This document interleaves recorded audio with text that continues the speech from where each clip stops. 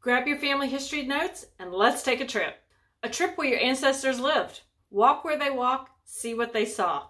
And no plane tickets required.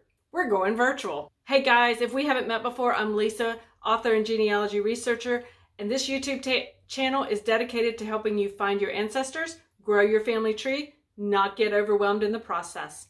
So if you're struggling to find your ancestors, you're in the right place. So let's get started traveling virtually. Now, why should we include virtual travel in our genealogy research plans? Well, really guys, it's just two words: social history. Understanding cultural, political, and economic circumstances surrounding our ancestors helps us as researchers and family historians to find our ancestors and connect with them at a deeper level. So what does a virtual heritage trip look like? Your virtual trip can be anything you want it to be, but it could be a walk through a museum. It could be a walk down the streets where your ancestors walked every day. It could even be an opportunity to talk with the locals. Yes, virtual heritage travel even allows us to connect with locals on the ground and make those connections. Now, if you like to travel like I do, virtual or in person, hit that like button and let me know. All right, let's start our adventure. Let's walk the streets where your ancestors walked using Google Maps. That street view on Google Maps allows us to walk down the street and see what our ancestors saw. Perhaps we walk by the synagogue that they attended weekly.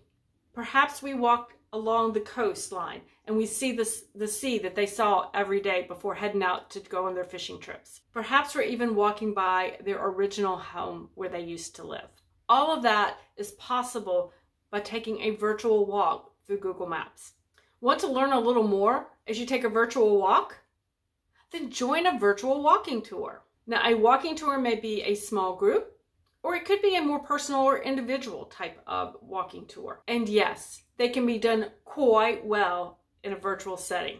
Now, one of the best things about taking a virtual walking tour that is live with a guide is being able to connect personally with that guide, who is typically a local, who understands the culture, who understands history of the area. You can gain so much insight into what your ancestor may have been experiencing by listening to their stories and asking them questions. When I had the opportunity to tour the Jewish quarter of Prague, which is one of my bucket list cities to visit, I jumped at it, even virtually. You could hear the sounds of the city, you could see the sights that your ancestor saw, you could see the buildings, you could walk across the river that your ancestor may have walked across. We could even ask questions of our guide. From a research perspective, getting a sense of distance and proximity of housing to things such as houses of worship and shopping really adds an understanding and a depth to that ancestor. Now, additionally, many museums have collections online that we can view. So explore the museums in the areas where your ancestors live. You might want to explore museums that are focused on a specific culture to learn more about your ancestors' way of life as well. The Irish Immigration Museum in Dublin is one such museum. You can literally walk through the exhibits, look at the exhibits, and learn about the Irish culture from your home office.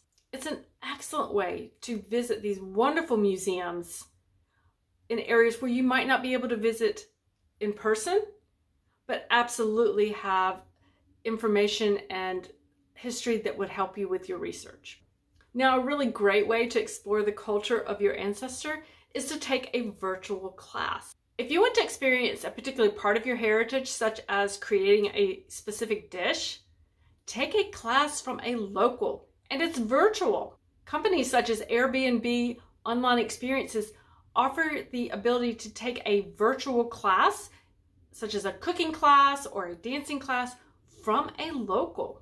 So not only do you have the opportunity to learn a new skill and to learn something about your culture, your heritage and your culture, you have the opportunity to talk to that person one-on-one. You have that ability to learn from a native.